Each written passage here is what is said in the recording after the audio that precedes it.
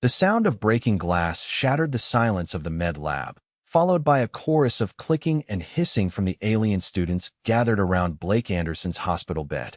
Blake winced, not from pain, but from the embarrassment of becoming an involuntary exhibit in the Galactic Medical Exchange Program.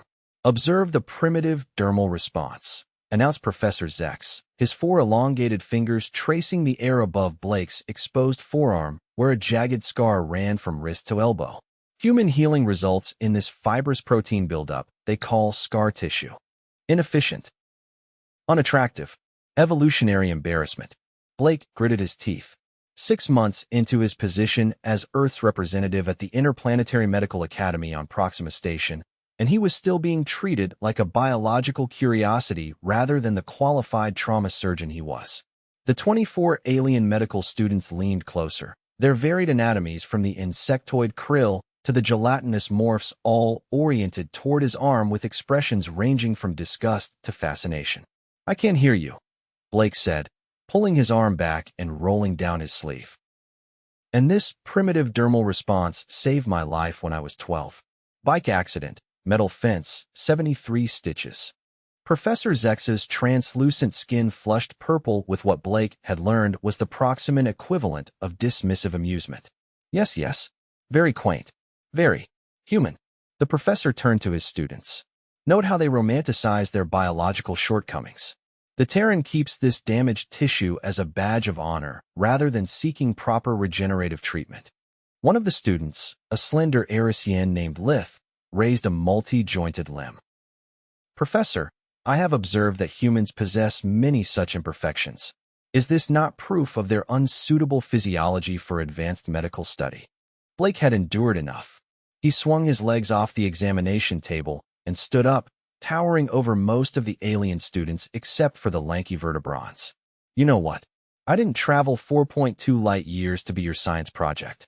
I'm here to learn about xenophysiology, and you're here to learn about human medicine. If you can't respect that, I'll request reassignment." Professor Zex's compound eyes widened in what might have been surprise. Fascinating display of emotional volatility. Another human trait we must document. Before Blake could respond, the emergency alert system blared through the station. A computerized voice announced, "Structural failure detected in Section 8. All medical personnel report for emergency response." The alien students scattered in confusion, but Blake was already moving. Section 8 housed the Botanical Research Lab, where several humans and aliens worked together cultivating hybrid plants that could survive in multiple planetary environments. He sprinted down the curved corridor, the lightweight station gravity making his strides longer than they would be on Earth. Behind him, he heard Professor Zex ordering his students to follow. At least an emergency would give them a chance to see real medicine in action instead of just mocking his scars. The doors to Section 8 were sealed, but Blake's medical override granted him access.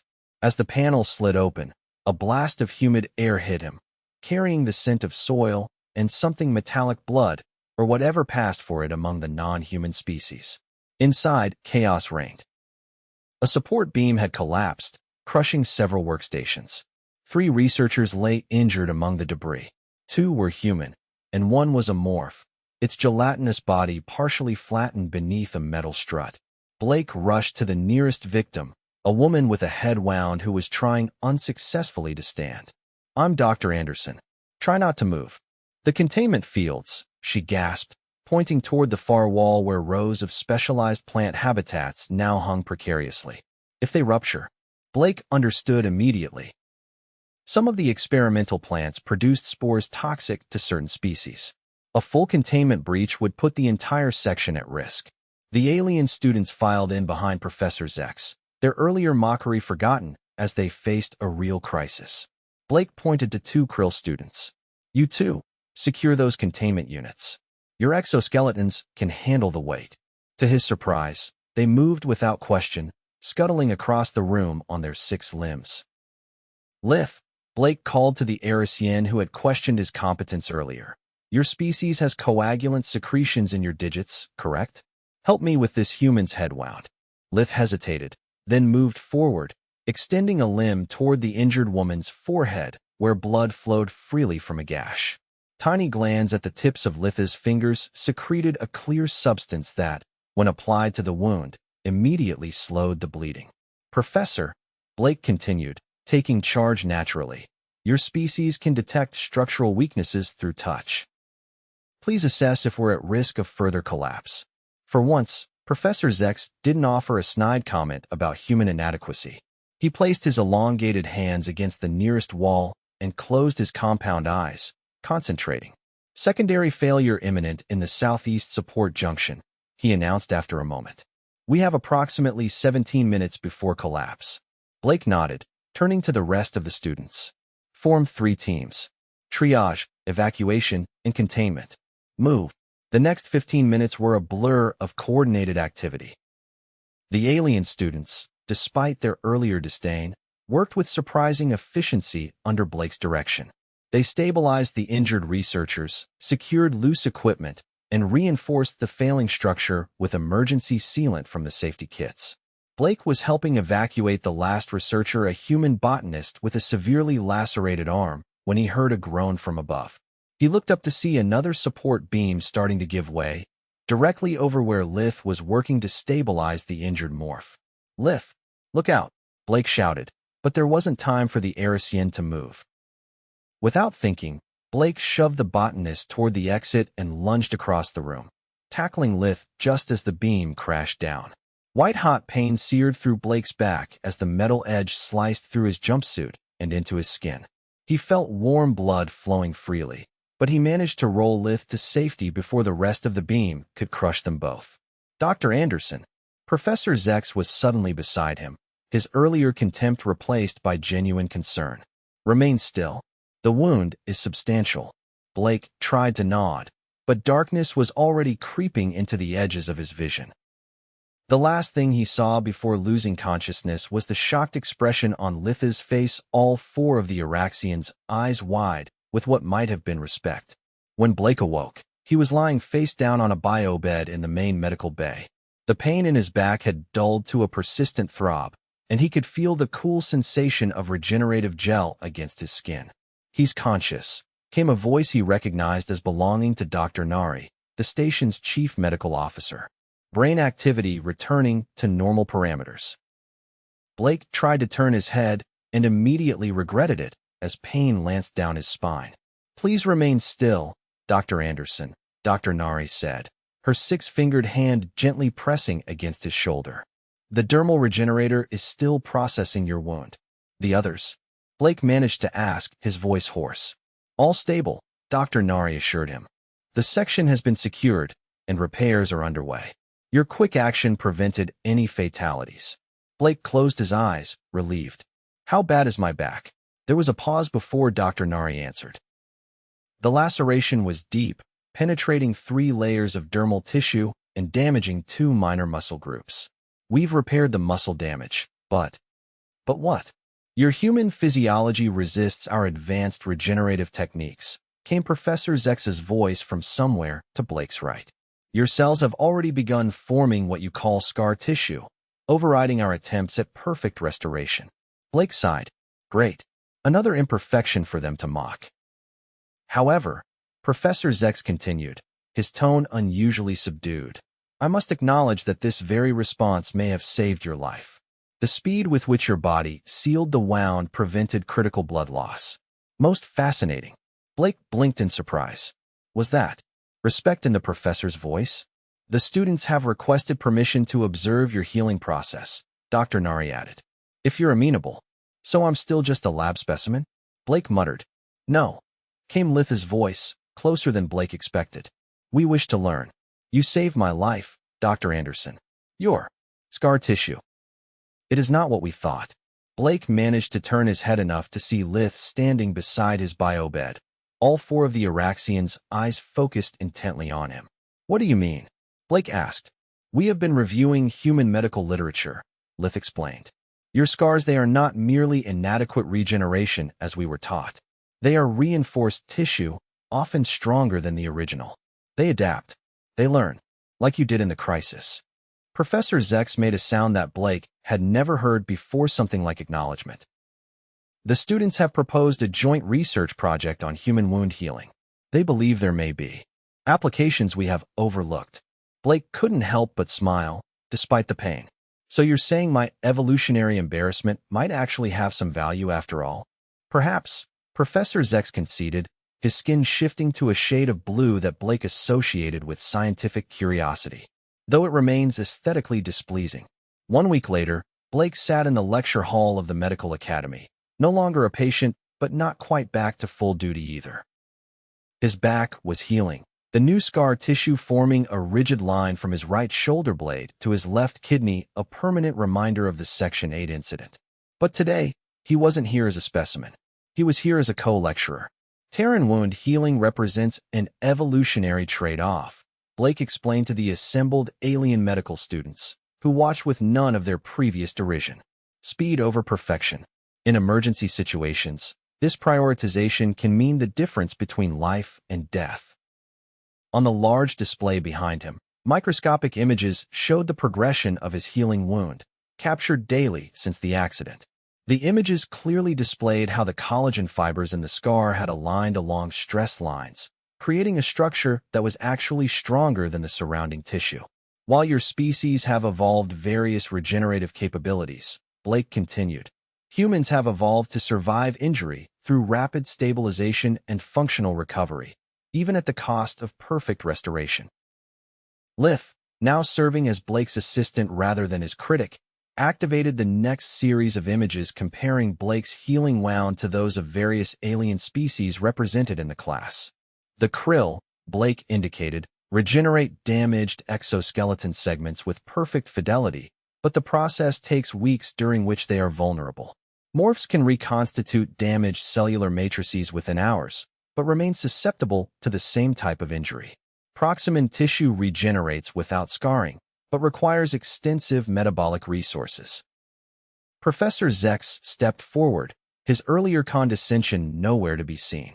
What Dr. Anderson is illustrating is a fundamental principle we have overlooked in our curriculum. Evolutionary context determines medical response. There is no universal best healing method, only methods optimized for specific evolutionary pressures. Blake nodded, grateful for the professor's support. Which brings us to the research project you've all signed up for. We'll be studying how elements of human scar formation might be adapted to address healing deficiencies in non-human species, while exploring how regenerative techniques from your species might benefit humans. The students seemed genuinely engaged, asking thoughtful questions about collagen deposition, myofibroblast activity, and the role of mechanical tension in scar formation. None of them made a single disparaging comment about human biology. After the lecture, as the students filed out, Lith approached Blake with an awkward gesture that Blake had learned was the Arisian equivalent of respectful hesitation. Dr. Anderson, I wish to express regret for my previous misconceptions about human physiology, Lith said. Your actions in Section 8 demonstrated a quality I had not associated with your species. What quality is that? Blake asked. Adaptive resilience, Lith replied. Like your scars. Not perfect, but stronger where tested. Blake smiled. I appreciate that, Lith. And I've learned quite a bit about Arisian biology that I had wrong as well. That's why we're all here, isn't it? To learn from our differences. Lith made a gesture of agreement. There is something else. Several of us are planning an expedition to Outpost Kepler during the academic break. It is a research station where various species work together in high-risk environments. We thought, perhaps you would join us? Your perspective would be valuable. Blake was surprised by the invitation. I'd be honored. But isn't Outpost Kepler in a pretty extreme environment? Heavy radiation, unpredictable gravity fluctuations. Yes, Lith confirmed. That is why your expertise would be beneficial. The Outpost medical team has struggled with cross-species emergency care. Your practical approach might help develop new protocols. The idea intrigued Blake. After all, he hadn't come to Proxima Station just to be a teaching specimen. He wanted to make a real contribution to interspecies medicine. Count me in, he said.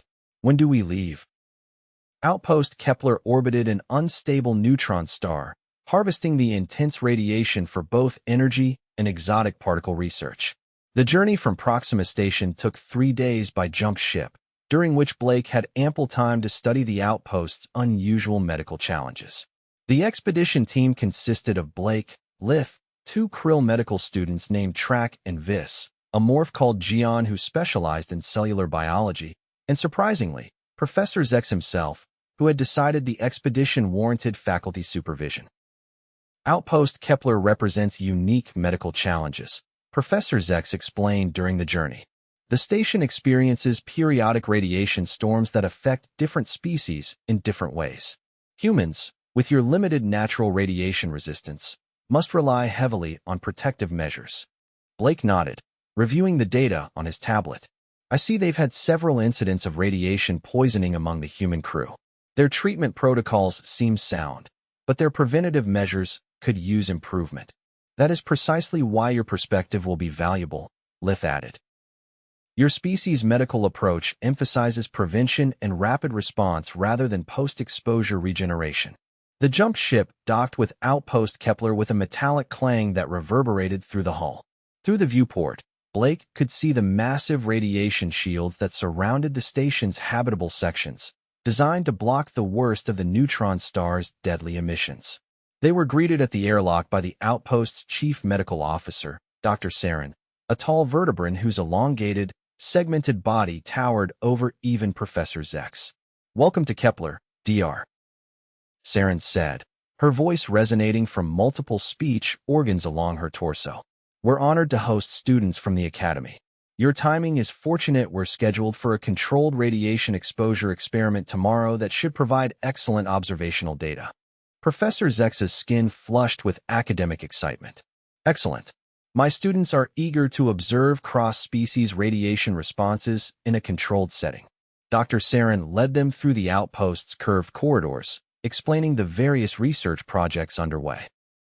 The station housed scientists from 12 different species, all working together to harness the neutron star's unique properties for everything from energy production to quantum computing.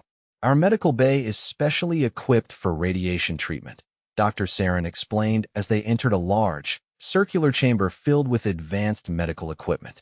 Each treatment pod can be configured for specific species' physiological needs. Blake examined the nearest pod with professional interest.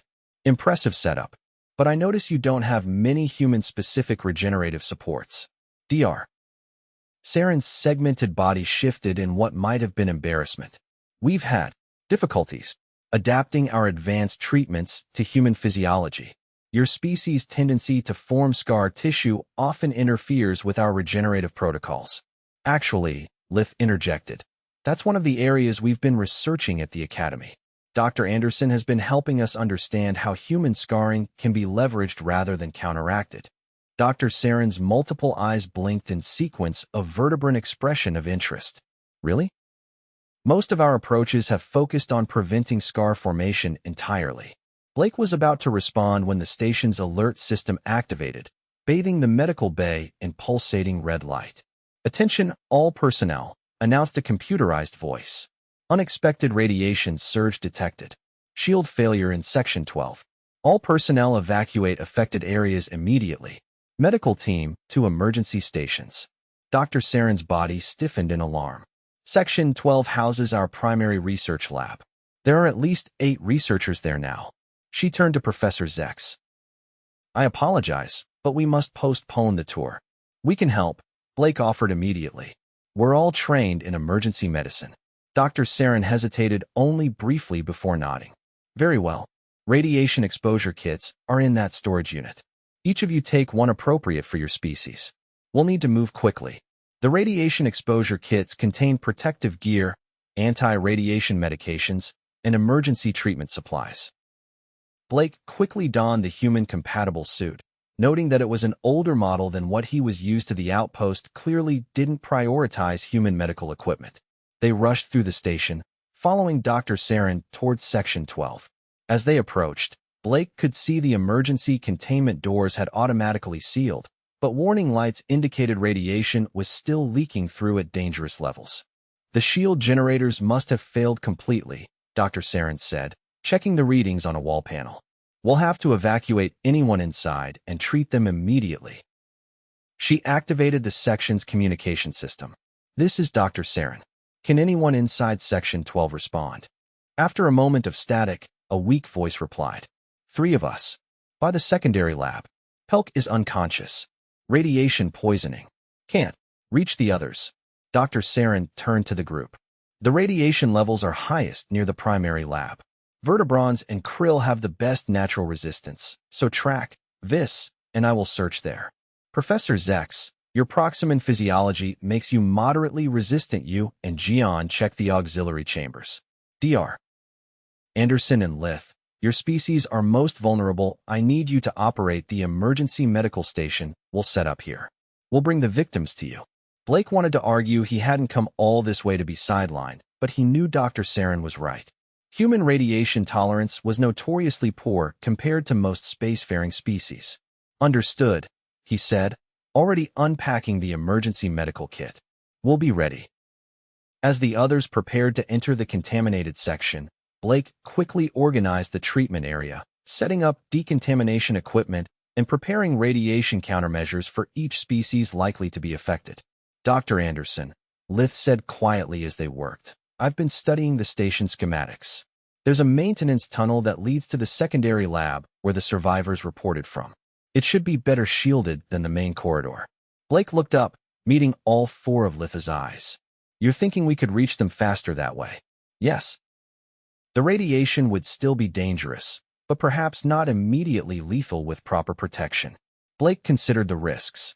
The maintenance tunnel would expose them to less radiation than the main corridors, but still more than was safe. On the other hand, minutes could mean the difference between life and death for radiation victims. "Dr. Saren ordered us to stay here," Blake said, though he was already checking the schematic Lith had pulled up. "Yes," Lith agreed. "But by the time the others reach the secondary lab, it may be too late for effective treatment. The human approach speed over perfection seems appropriate here." Blake made his decision. "Let's go. But we double up on protection radiation suits, plus internal countermeasures." They quickly injected themselves with radiation-blocking compounds and donned their protective gear, adding extra shielding where their physiologies were most vulnerable. Blake knew they were still taking a significant risk, but the alternative was waiting while researchers potentially died. The maintenance tunnel was narrow and dimly lit, forcing them to crawl in some sections. Blake's radiation detector clicked steadily, the frequency increasing as they got closer to Section 12. "Radiation levels at 40% of lethal dose," Lith reported, reading from a sensor on his wrist. "We have approximately 12 minutes before we must retreat."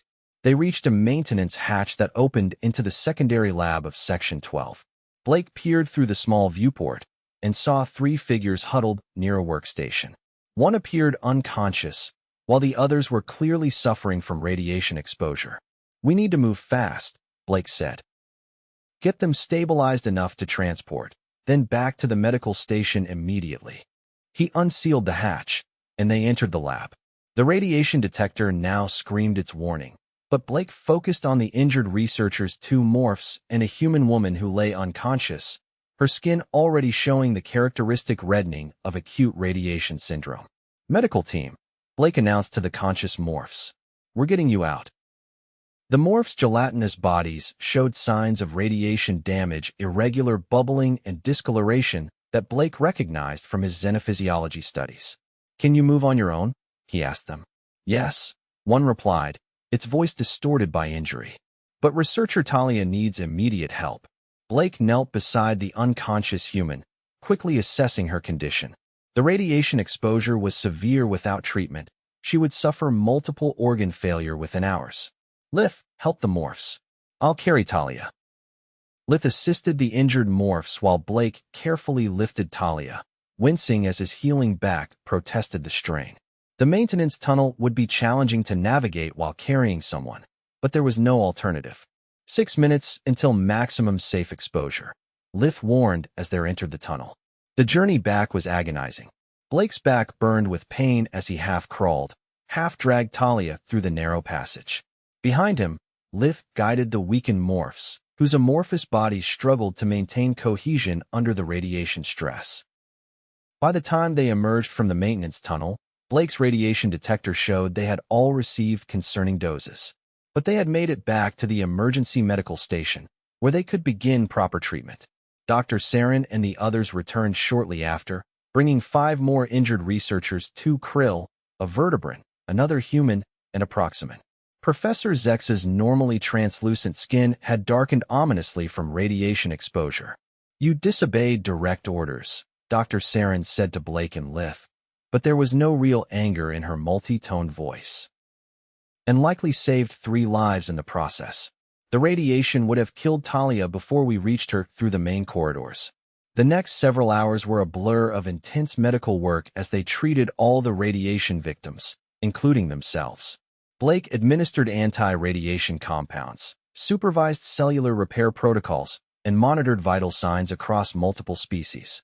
The human patients presented the greatest challenge.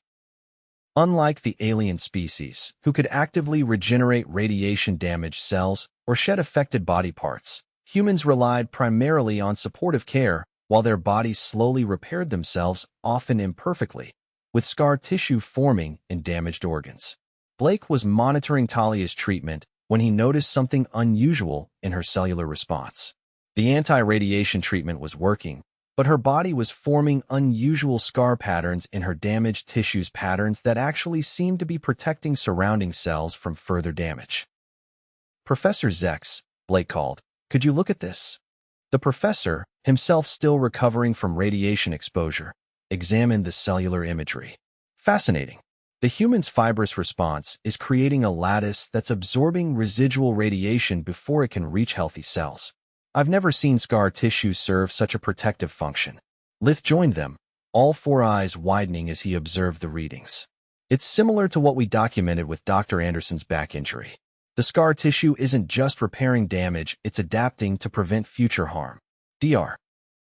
Sarin, overhearing their discussion, moved closer to examine the data. "Are you suggesting that human scar formation might actually be beneficial in radiation environments?" "Not beneficial compared to perfect regeneration," Blake clarified, "but potentially advantageous compared to other emergency responses. The scar tissue creates a barrier that might help humans survive repeated radiation exposures better than expected." Professor Zex's skin shifted to the blue of scientific excitement. "This could explain why humans have managed to establish colonies in radiation-heavy environments despite your species' relatively poor radiation tolerance. Your bodies adapt through scarring, creating biological shields against recurring threats." For the next 3 days, as the radiation victims recovered and the station repair teams fixed the shield generators, Blake worked with Professor Zex, Lith, and Dr. Sarin to study the unexpected properties of human scar tissue in radiation environments. They discovered that human scars formed after radiation exposure contained unique cellular structures that absorbed and neutralized certain types of radiation.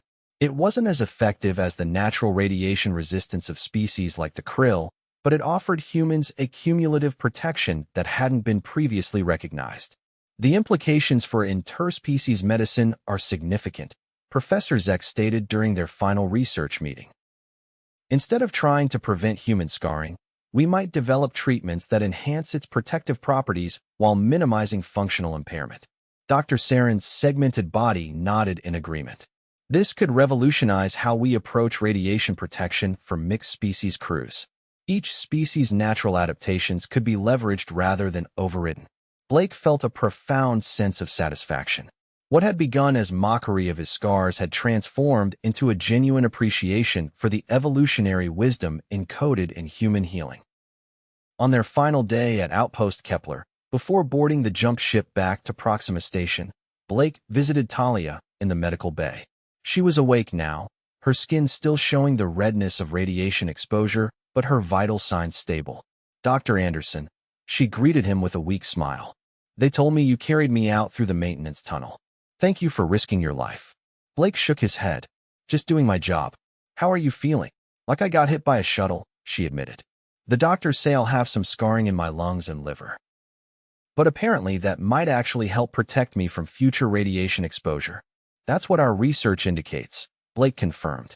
"Your body is adapting, learning from the injury. The scars will make you stronger in specific ways." Talia nodded thoughtfully. "One of the alien doctors, the Erisien, explained it to me.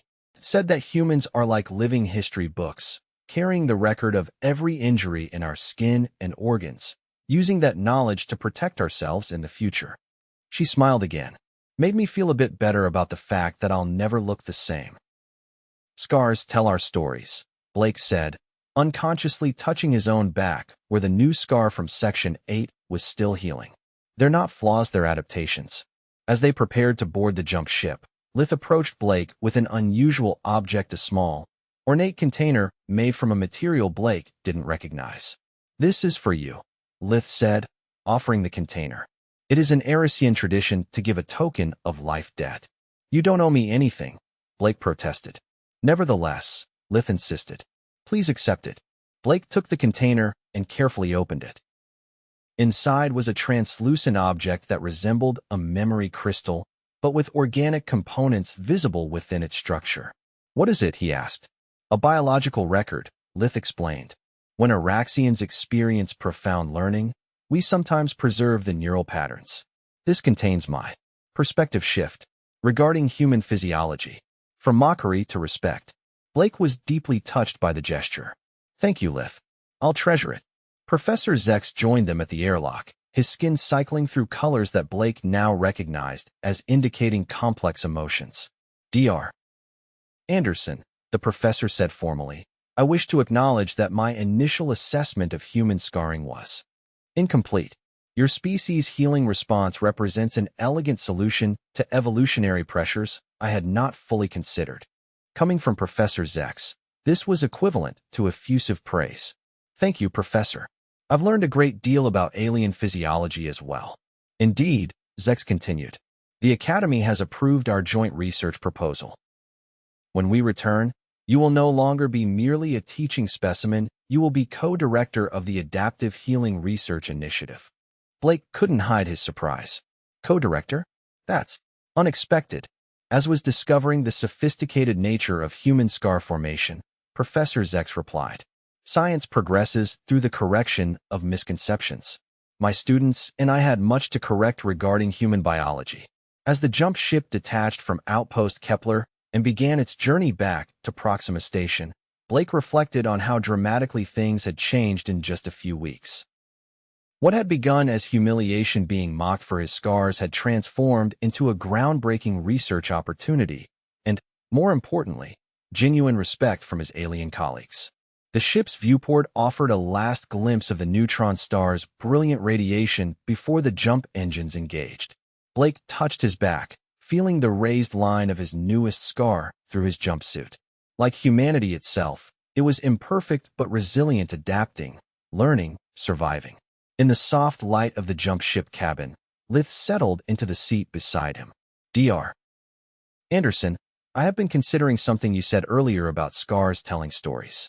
In that context, humans carry their wisdom on their bodies in a way my species cannot." Blake nodded. "I suppose we do.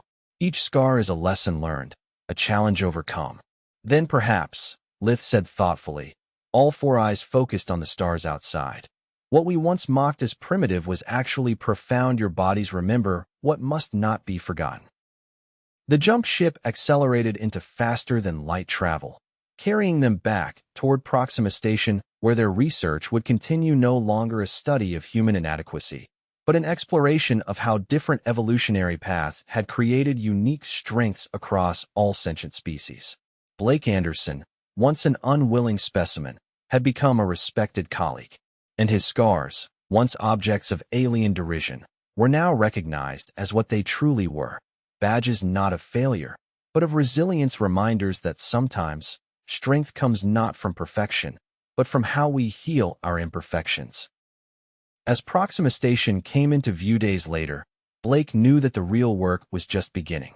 There would be papers to write, experiments to conduct, and new medical protocols to develop. But the foundation had been built. Respect had replaced mockery, and collaboration had replaced condescension. The scar tissue that had once marked him as evolutionarily embarrassing now represented a bridge between species, a reminder that different didn't mean inferior, and that adaptation took many forms across the galaxy. Blake smiled as he gathered his belongings, ready to step back onto Proxima Station not as an outsider, but as a valued contributor to interspecies medicine. His scars had taught the aliens something important, just as they had once taught him. Strength often comes from healing, not from never being wounded at all.